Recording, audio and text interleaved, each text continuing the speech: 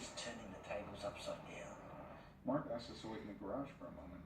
He wanted to show us something to help illustrate his point.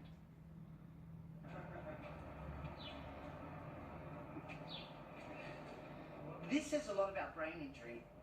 For me personally, I had a frontal lobe injury, and the frontal lobe affects your personality.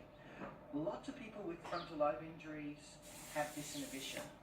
One way disinhibition expresses itself is through anger. So lots of people who you'll talk to will have expressions of anger, maybe violent outbursts.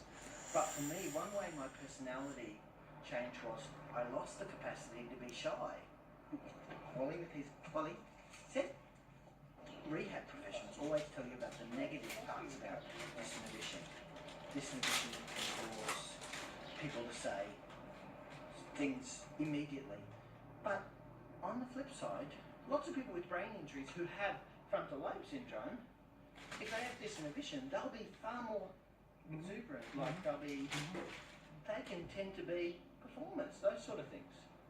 They can be out. This is an area that's not really explored in rehab because people think of deficits.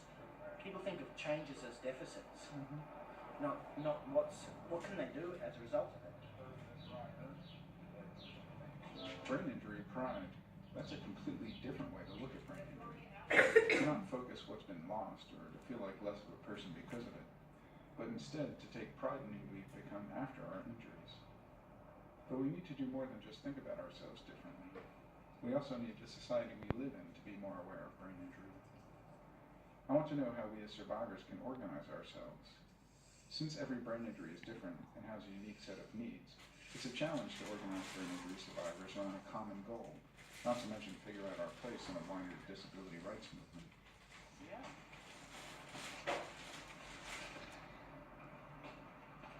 To answer some of these questions, Mark suggested we meet with Zona Roberts at her home in Berkeley. Zona is the mother of the independent living pioneer and activist, Ed Roberts.